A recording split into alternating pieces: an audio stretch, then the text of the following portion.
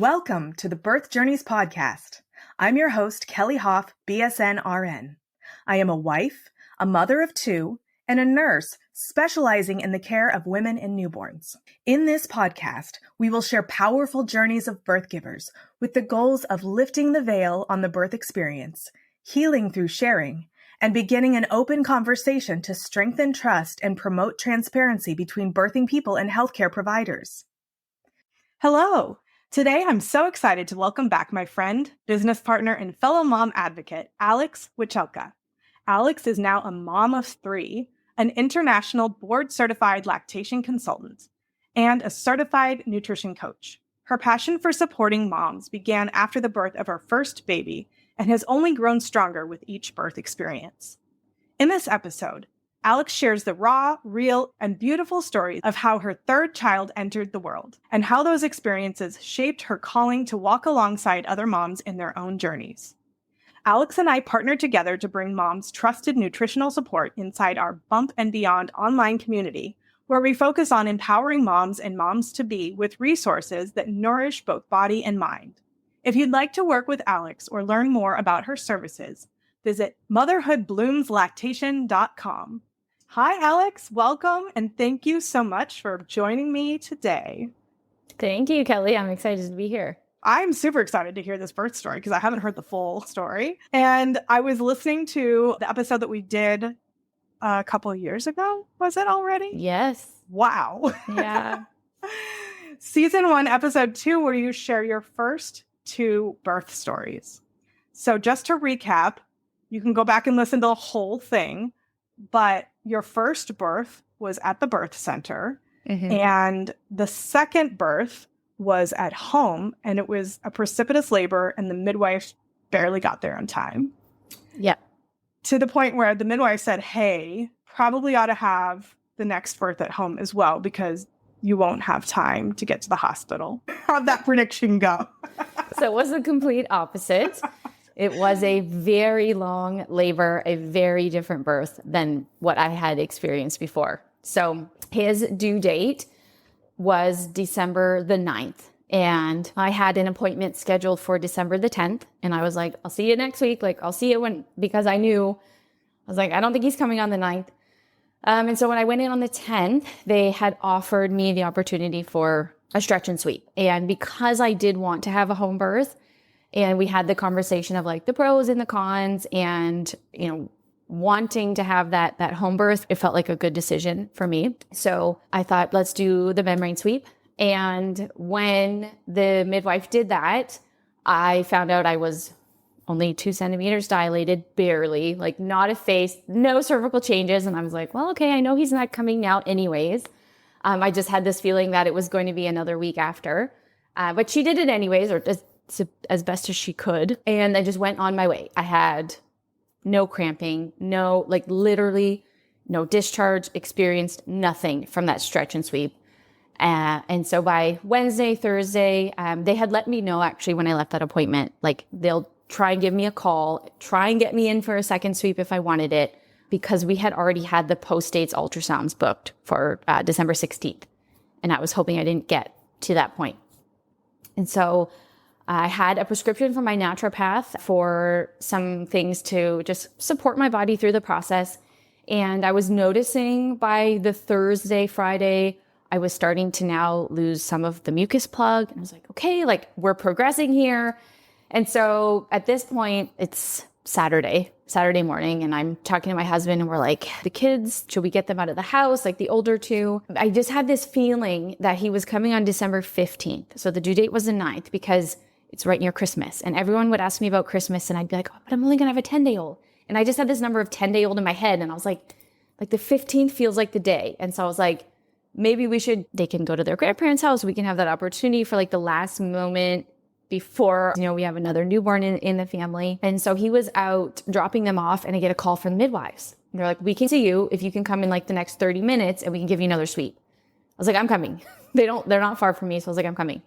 And so that Saturday afternoon, we had another sweep. And at that point, I was 4 centimeters dilated, and I think it was 65% effaced. And they're like, this is, totally normal. You're a third-time mom, but there were cervical changes. And I was like, okay, I was feeling good about that. And then when I got back home, I informed my husband and we decided we'll go out for supper. And so we're out for dinner and I started to have cramping. So this is like 6:00 now. And I'm like, okay, it's not contractions, but it's cramping. I was like, we might be getting progress. Things are moving. It's really easy to just kind of keep going about my evening because it's just cramps. We get home. We're like, okay, let's watch a movie. I'm just like rolling around on the birth ball because I'm like, this baby is going to be coming soon. And it's still cramping. Nothing is consistent. And it's like 10:00 at this point. Like we've had our whole evening. And I was like, okay, this baby's probably coming. It's the 14th already. I feel like he's coming on the 15th. I need some rest. So I said to my husband, I'm going to go to bed. I'm just going to go to the bathroom first. I'm going to go upstairs. And when I went to the bathroom, this was like 10:15, I had bloody show. So I was like, okay, like I was so excited because I was like, this means the baby is coming soon, hopefully. I was like, okay, like I'm going to go lay down. I'm going to get some rest. And by 11:00, I'm woken up with a contraction. I can talk through it. I can still lay in my bed, but I know that it's a contraction. And I was like, okay, like I'm going to try and get some rest now. And then by about midnight, I've been having contractions about every 10 minutes. And they're only about 30 to 45 seconds because I wasn't able to sleep through them. So I did start to time them. And then I was like, okay, they're not that long. They are far apart. There's no rush to do anything right now.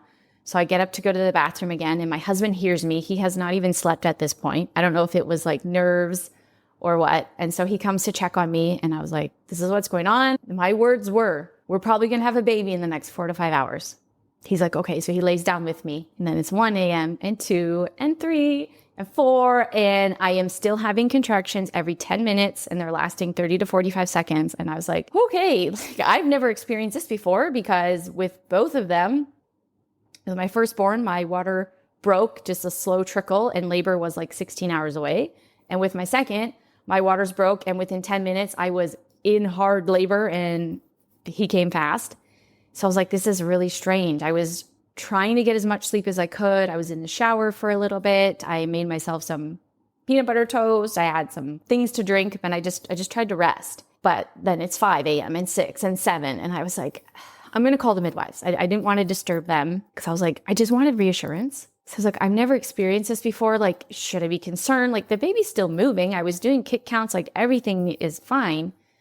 And I call her and she's like, I told you. And I was like, I start laughing because she had said to me that my third could be a wild card, that the baby could come fast like my second, or this baby could take their time.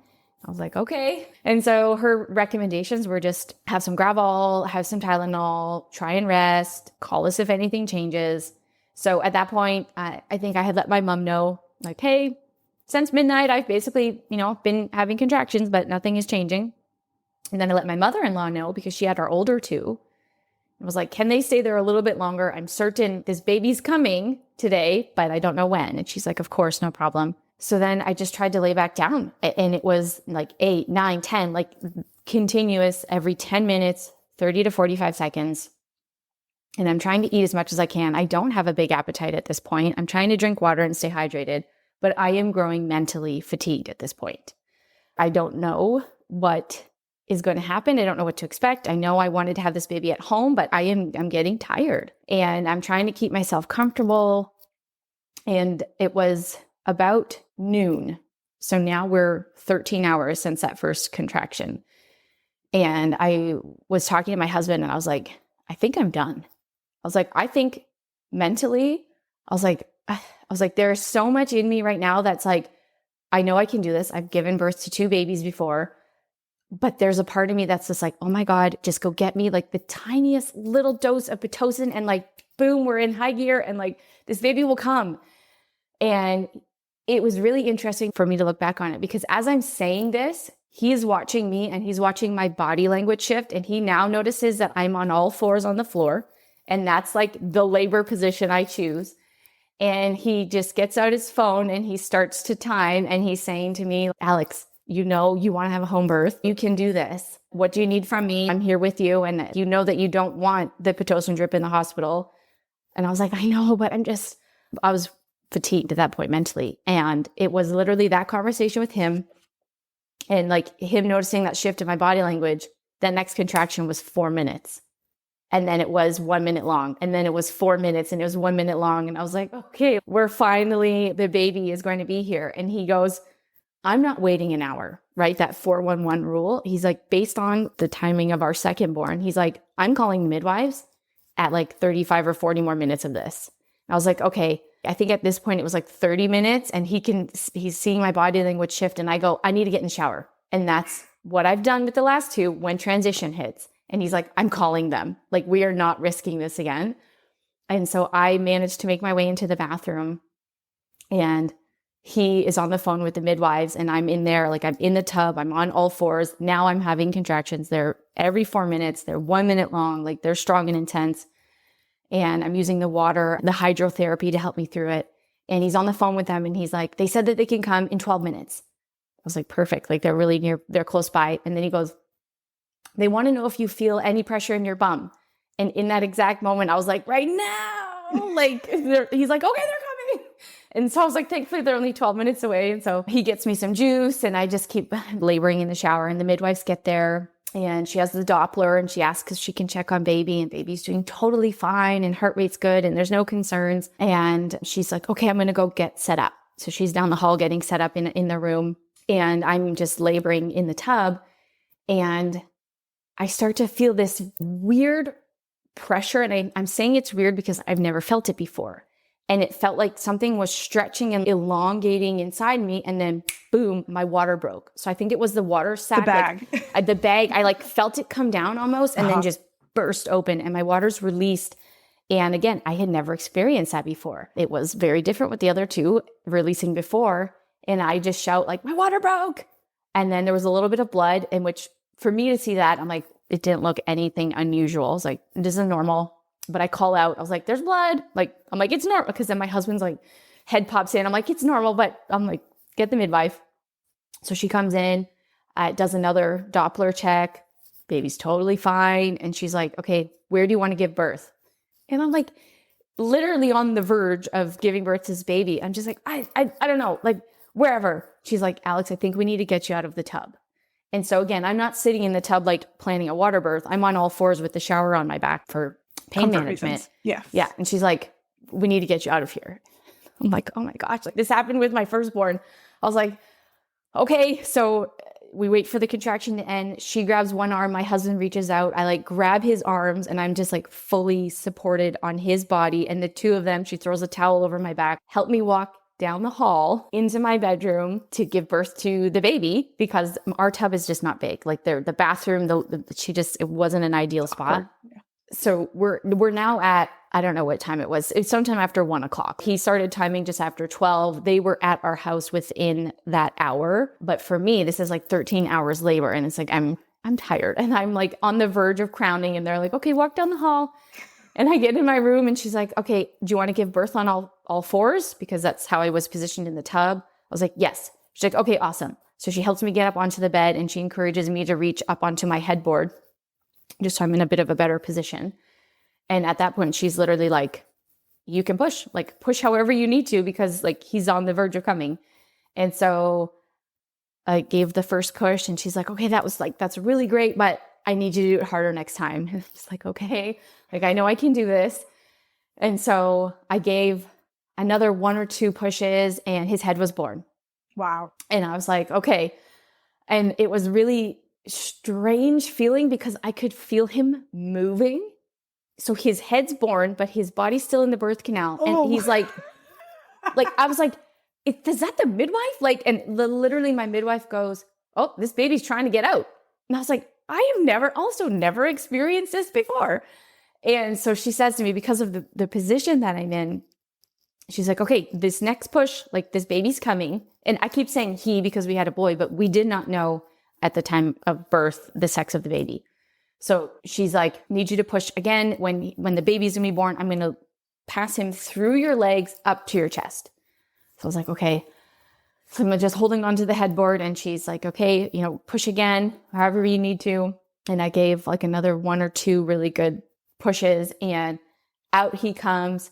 And I hear her say, she's like, oh, she's here. So, And I think I made this face because like I just felt like I was like, it's a boy. And I remember looking at my husband, I'm like, wait, what? Huh? And she like passes the baby up to me, and I'm just like, oh my God, like we did it, buddy, like we did it. And then I was like kind of all just consumed with like, he's finally here. I'm so tired. And then the midwife was wanting to kind of suction him a bit, and then he was on my chest, and then they had taken him because his sounds were not super great, so he had a lot of mucus. And then I was like, did you say she? What? And they're like, no, it's a boy. Or my husband said it was a boy. It's kind of foggy at that point, but it was just like, I could not believe how long this labor was compared to what I had experienced before. 12 hours before it finally picked up. And then I was at the point of being just so tired. Yeah. I feel like there's a trend, there's a thread coming through all of these. And I can see the pattern because I talked to you before your birth. And I know there were some concerns that were stressing you out. And we talked about some of them, but I'm going to say the thread that I see, and then we can go back and talk about that. So what I see is when some of the concerns or the fears were lifted, the natural oxytocin was able to come.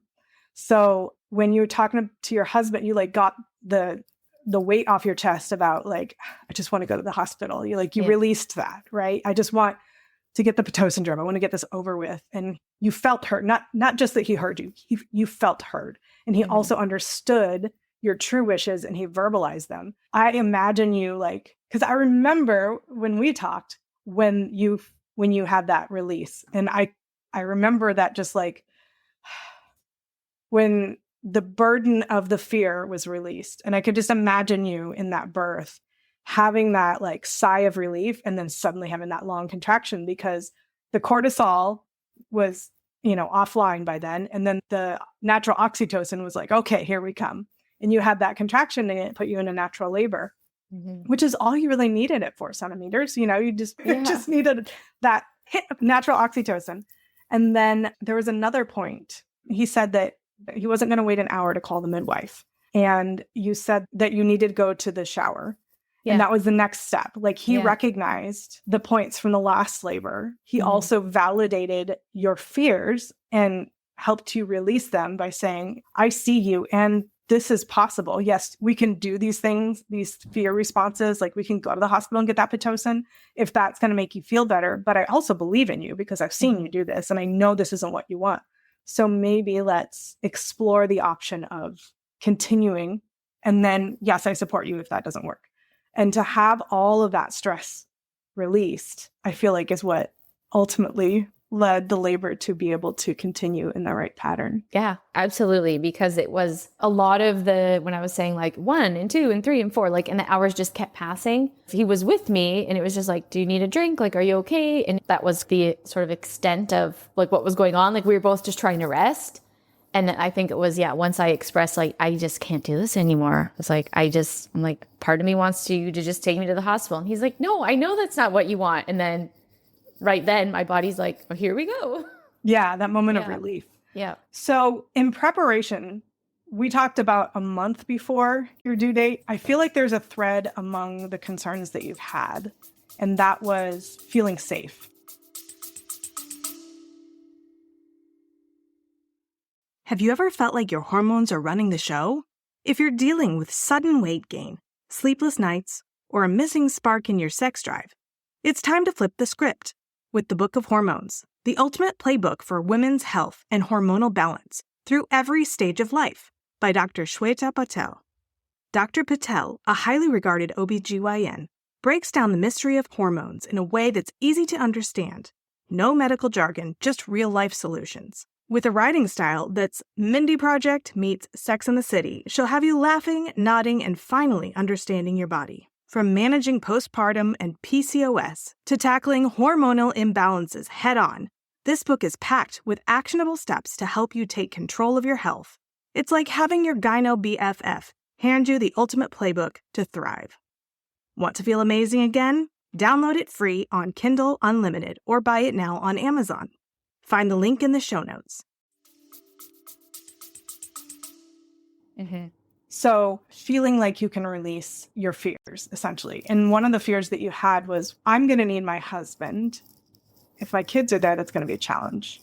And so you did end up going in labor at night like you anticipated you would. But your concern previously was you'd go into labor at night and you'd have this really fast labor where your kids were there and you felt like your husband would be torn between taking care of you and taking care of the kids. And do you want to talk about that concern and like what we kind of came up with together to figure out how to release that and make that no longer a fear? Yeah. So yeah, it was really, I mean, the coaching session with you was invaluable because you helped me, you helped me realize like, maybe this isn't a problem at all. Maybe it's okay if the kids are home, and just having some more resources for me on that. Because yeah, I had a lot of stress around that because my husband has been like my doula in a sense, just because the way that it worked out with my first birth, he was so helpful that was like, I need him through each of these labors. I had a lot of stress around the fact that we had 2 little kids and they have never seen birth before. And I think it's important that they understand birth. But part of me was like, how are they going to feel? Are they just not going to understand? Like, they're not going to have any empathy for me. And they're just like, I need this. And so I was like, will this cause more stress on me because I won't have my husband? And so you really helped me see, first of all, they can be a part of it. They could be there. And there was a few options that we could make that happen. And the one that we ended up choosing was to have my oldest, who's 5, involved with the sort of labor prep part of things, and that mommy helper box was a really amazing idea. We just took like a cardboard box and he put construction paper all over it and he like colored on it. And I said, mommy's going to need some stuff before the baby comes. And it's like, it's a hard work to bring the baby into the world, and mommy's going to get really thirsty and kind of hungry. And so he decorated this box for me. And then we went shopping together and we got the coconut water and the orange juice and granola bars, and he put them in the box. And because of just the way that things unfolded and me having that stretch and sweep in the afternoon and kind of just deciding for the weekend to have the children at my in-laws in case the baby were to come, I obviously had the support of my husband and the kids were not home.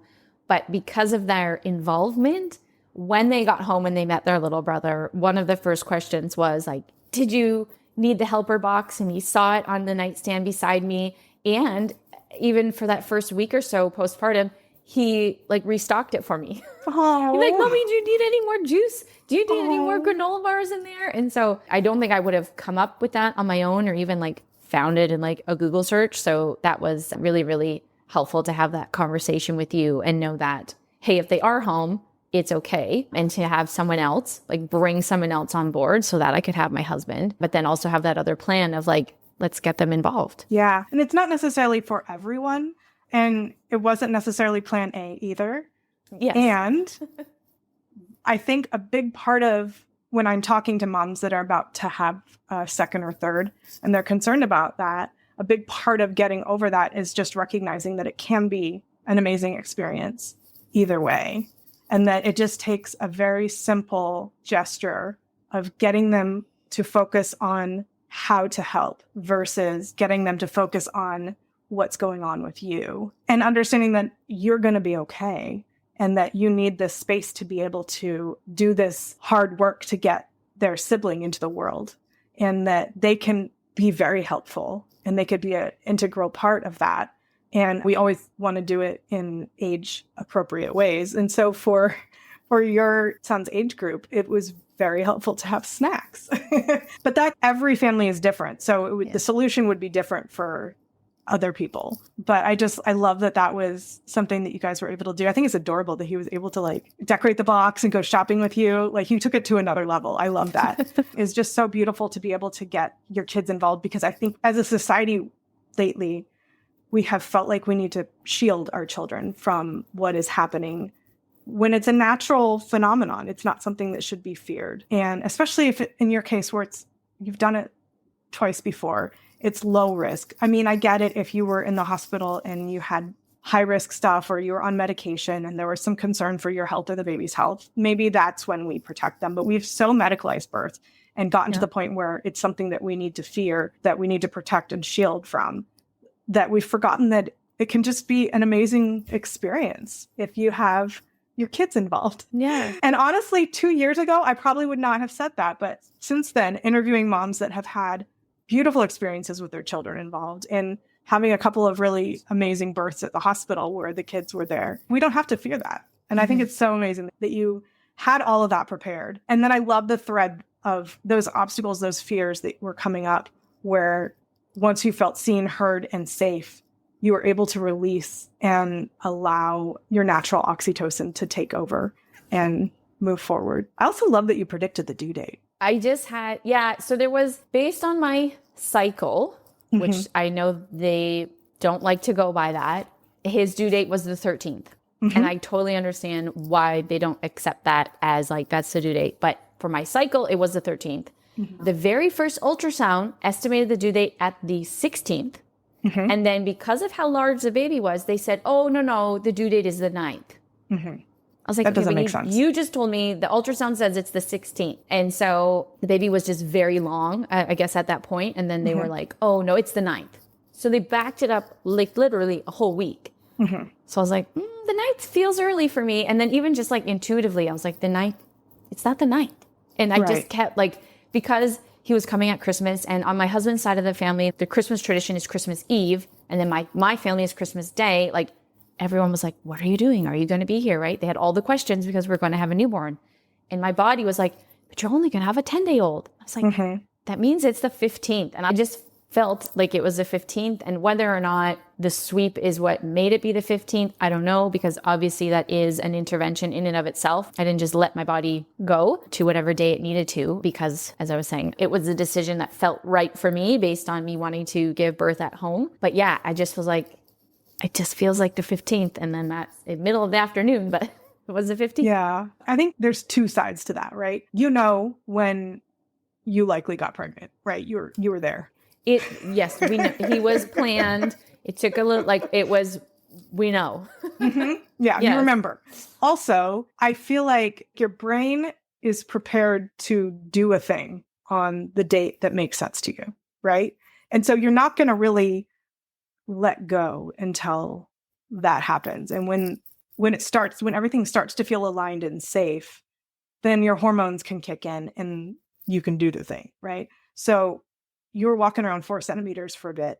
I mean, it was just a matter of feeling safe in your body to be able to, and also the baby has to be fully developed, and ready to come. But I think that part of what happens when moms know when their due date was is that there's just all those factors coming together. You know when you made the baby, when you feel safe having the baby, and the safety and the logic coming together. I think, it's your intuition and logic coming together essentially, because most of the time, unless it's like an induction or something, most of the times I feel like moms are right. Yeah. So there have been some new developments since your last interview. So before, in your last interview, you were talking about how you went from, you were in the nutrition space and then decided to get trained to be a lactation consultant. And you've kind of come full circle since then. And you're back in the nutrition space, but also lactation. So can you tell me a little bit about how that happened? Because I knew, but I don't know the full story. I kind of watched it happen, but I want the behind the scenes now. Hey there, incredible mamas and mamas to be. Are you looking for an online community where the magic of motherhood meets the empowerment of self-care? Then I've got just the place for you. Join my Bump and Beyond online community. At Bump and Beyond, we celebrate the journey of every bump rocker and post-birth boss. You, dear mama, deserve nothing but the best, and that's exactly what this community provides. Prepare to be pampered, cherished, and showered with all the love and support you deserve. Our mission is simple yet powerful: to be your one-stop destination for all things self-care, nurturing, and indulgence. Because let's face it, you're not just a mom, you're a fierce, unstoppable family CEO. At Bump and Beyond, I search the nation for mamas who are passionate about helping other mamas like you become the most successful version of yourself during your motherhood journey. Every resource in this community is either a virtual service that you can enjoy in the comfort of your own home, or a product that can be shipped right to your doorstep. And everyone in the community is passionate about helping new mamas thrive. So come on in, explore our virtual aisles, connect with like-minded individuals, and immerse yourself in a community that is always here for you. Whether you're browsing, making new friends, or simply treating yourself, Know that this space is yours to return to whenever you need a dose of positivity and empowerment. Welcome to a place where you are celebrated, cherished, and honored every step of the way. Welcome to the Bump and Beyond online community, where every mom shines like the superstar she is. Join us today and let's build our motherhood village together. Go to www.facebook.com/groups/bump and beyond. That's www.facebook.com/groups/BUMP, N as in Nancy, BEYOND. You can also find the link in the show notes. Be sure to say that you heard about us on the Birth Journeys podcast. I can't wait to see you there. Yeah, it really is full circle because my bachelor's is nutraceutical science. And then I spent 7 years working in and around the health and wellness industry, just in different roles. And it was becoming a mom and breastfeeding my first baby for the first time that led me to become a lactation consultant. And then several years of working with pregnant and postpartum moms. I was using the knowledge I already had in nutrition, kind of without realizing it at times. But then I also just started to notice themes. A lot of the moms were iron deficient, and that was noted during pregnancy. And there really wasn't much talk besides here's a supplement. A lot of the moms were experiencing issues with their thyroid postpartum, or issues with milk supply that were connected back to thyroid or other hormonal things or blood sugar concerns. A lot of the moms I work with were struggling with supply, and a lot of it, we did the lactation stuff to remedy it, but then I was suggesting nutritional supports that were also supporting them. And even also growing and birthing 3 babies myself, that's a nutritional toll on the body. And so seeing this and going through it myself, I just felt, because this is also just who I am, I need to know that little bit more just so I can really support my clients to the absolute best of my abilities. And that's when I decided to go deeper into nutrition, and I completed a certificate in perinatal nutrition specifically. So it went through preconception, conception, nutrition for after loss, nutrition for a typical pregnancy, and then also multiples, vegetarian pregnancies. We went really in depth, and then all through the postpartum period as well, nutrition for healing. And it just aligned really well with what I was already doing in lactation. But then it gave me that little bit extra that, I could support my lactation clients and then also work with moms who just want that extra nutrition support, like someone during pregnancy or postpartum. And so it kind of came from my work as a lactation consultant. That's really amazing because you had the knowledge, right? So then what is it, a nutrition coach or a nutrition certificate? I have a certificate.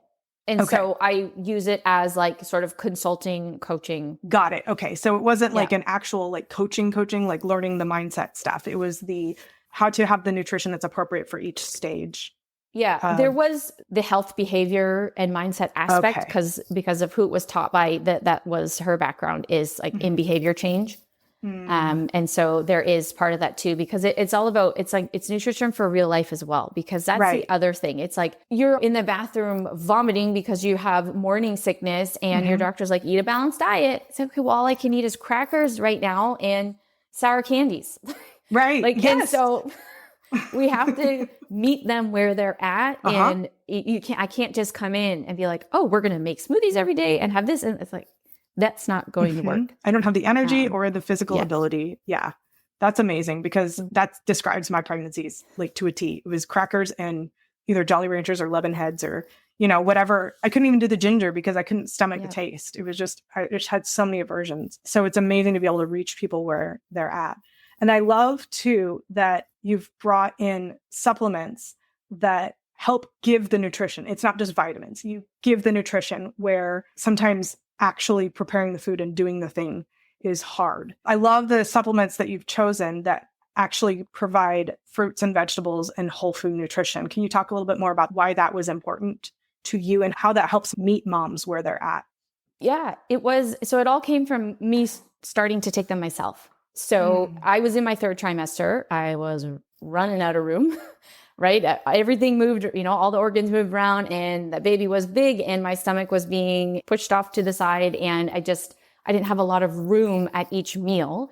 And I knew at this point the value of fruits and vegetables and quality nutrition, but to sit down and eat that much food, I just didn't have the space for it. And so then I was like, I want to make sure that I'm getting what I need so that my baby can get what they need. Because I think even my own experience, but also seeing clients, we're always like, my baby, my baby, my baby. But then we got to remember that pregnancy is also at our expense. We got to make sure we're nurturing our body as well. And so I had come across these supplements, whole food products, really. It's whole food that was 30 different fruits and veggies in capsule form to just bridge that gap. So it was going to help me bridge the gap between what I was actually eating and the high number of fruits and vegetables I was supposed to eat in a day. Right. And so I began taking that in my third trimester as my safety net, just to make sure I and baby were getting what we needed. And then I chose to continue that throughout postpartum because, again, life with a newborn, as you know, and everyone listening knows, it's hard to sit down, and usually our consumption of fruits and veggies goes down because we're trying to grab like quick things. Even if we pre-made some stuff, it might not always have, right? If it's like an energy ball, there's not all these fruits and veggies in there. Like, it's still quality nutrition. But so I chose to continue taking them throughout postpartum. And that's where I thought, if I'm doing this and I see the value in this, like I'm sure there's someone else out there who's going to see that same value. And I decided to start sharing that with my clients and just say like, hey, this is what I took because, in addition to nutrition first and my food first, I found this helpful. Yeah. And it's also with my background and your background, you understand this. What does the evidence say? Where's the research? Like, show me that this is safe and effective and it's actually going to work and it's there. So yeah, absolutely. Yeah. I can't argue with the trials that they've done.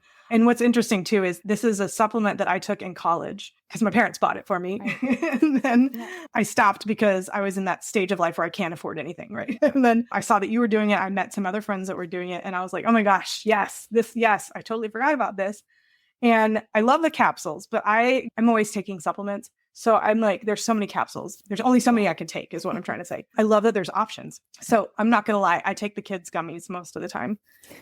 But when I'm actually able to prepare my life, when I have a moment to sit down and make a smoothie, then I love and do you guys have that yet in Canada? the powder, yeah. Virgin? No, not yet. Yeah. Can't wait till you get it. So when I saw that you were doing it, I was like, oh, I got to try the powder. And I love both of them. But quite frankly, when I'm looking at how much energy I put into my own nutrition, which I feel like I eat well, and I'm very meticulous about what I bring to work to eat, but I just don't always have the energy to make the smoothie, and I can't always swallow a pill. And like you said, we need to be very honest with what we're emotionally capable of. Sometimes it just feels like so much of a drain, but you still have that desire to be healthy. And I love that these supplements make it easier. So I love how full circle you have come. You've done a whole lot with the nutrition aspect, with the supplement aspect, and you've done a whole lot of new things with your lactation. You've got a bunch of new programs. Can you talk about what inspired some of these new programs? I know that there was the pregnancy program, so you can prepare for lactation after pregnancy. And then you have the postpartum program. And you have I saw a couple more that you were adding. And there's lots of different ways that people can access you, like the pre-made programs or the one-to-one, or you had a group going. Yes. Yeah. So things have kind of evolved over the years, and I still have the breastfeeding before baby program. So that's the prenatal one. You want to take that between 28 and 34 weeks pregnant is what I recommend. So you have time to kind of digest it all, and your partner can get in on it. So that's self-paced, or you can choose to work with me one-on-one and kind of do something similar. But that has been around. That one's been around for a little while. And then what I did was, it was just a few months ago, I released Boob Ease, is what it's called, EASE, which is treating plug ducts and mastitis at home, because the Academy of Breastfeeding Medicine a few years ago changed the protocols of how we treat it, because it's actually on the spectrum of inflammation. And it was how to approach that inflammation, which is the complete opposite of all of the advice that was online, with like lots of heat, aggressive massagers, using Hakas and Epsom salts, and like all of those things. We're finding it can make it worse. And so I took videos and classes that I have taught and packaged it into that course, so that if you don't want to, or you can't meet with a lactation consultant one-on-one, this is the next closest thing, because I guide you through kind of how to find the root cause yourself and how to address the inflammation. And then I had taught so many classes and so many workshops over the years. And I see so many clients on such a spectrum. That's what I love about private practice, is that I'm not just seeing the dyad, for the first 2 days after birth. I can see them at 6 months, at 7 months, when they're weaning at 18 months. And what I decided to do was literally take all of that and put it into baby's first year. So it's a group program. I've had it for a while. I've just recently renamed it and spruced it up. But that's where you can work with me inside the group. And that's to basically take you from baby's first year, from first drop to last, kind of guide you along the way, because there's really big milestones that affect your breastfeeding journey. Things like going back to work and, starting pumping and bottle feeding or starting solids, and things that can shift your milk supply, like your period coming back, for example, and then just being there to support you all the way through whenever you decide to wean your baby. Yeah, man, I wish I'd had that. I mean, you can know what you know. Like, I did lactation conferences and took classes and did all sorts of stuff, but that was only scratching the surface. It's having somebody to troubleshoot with you is so valuable. Because I just remember texting some of my lactation consultant friends and being like, why is my supply down now? Like, this doesn't make sense. Or why is he eating so much now? And just all these little nuances that you don't think of. You think it's so straightforward when you're breastfeeding. There's so many things that can just come up to change your physiology. And it can be really frustrating. Absolutely. I have a quick question, and it's not related necessarily to this podcast. It just came up because I sent your link to one of my friends who did not enjoy breastfeeding. And she said that she stopped. And I asked her, was it a choice because it wasn't for you, or was it a choice because it was hard? I don't remember how I worded it. I tried to find out if it was like giving up in frustration or giving up because it truly wasn't something that she wanted to do. And she said, it wasn't for me. I didn't enjoy it. And then I tried pumping and I didn't enjoy that either. And I was like, yeah, if you don't enjoy breastfeeding, the pumping is even worse. So the struggle for someone who's decided that breastfeeding isn't for them is trying to decrease the milk supply, which can be incredibly challenging. Is that something you address in Boob Ease? Not directly. Okay.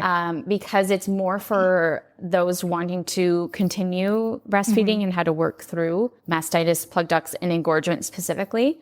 That's more addressed one-on-one. And so whatever moment you are in your lactation journey also will determine how quickly we can or how slowly we need to reduce your milk supplies so that you can avoid mastitis and plug ducts. So that's more of a like individualized plan. Yes. That's not something you can get from a class. Well, good. I'm glad I sent her your link, because I was like, I'm not sure if she has a class or like how to handle that. Because I was like, I'm not good with that. Which is that you just validated the fact that I'm not good with that, because I was like, yeah, that sounds complicated. Was there anything else that we haven't talked about that you wanted to go over while we're here? No, we've covered so much. I love the fact that I got to share my birth story with you, and then just have this chat about all the other ways that we get to support moms. Yeah, I love it. Before we go, and I do want to bring up our community, I want to know, so I asked you this last time, and I'm going to ask you again and see if the answer is different.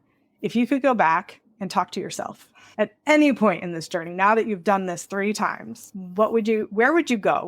What time in your journey would you go to, and what would you want to tell yourself? All that keeps coming through my head, and I feel like I'd have to listen back to the episode to know if I said this exact same thing again, because I might have, is trust the process. Those are the words that I'm kind of hearing right now. And I think I'm hearing them in respect to specifically the situations around my 2nd and 3rd pregnancy and births, because this was also conversations that we've had before, both on and off the podcast, of my desires for low intervention, unmedicated vaginal deliveries, and the pressures of the medical system trying to ensure that I have a healthy baby. And I think it was just like there was a lot through my 2nd pregnancy where I felt like I wasn't being listened to.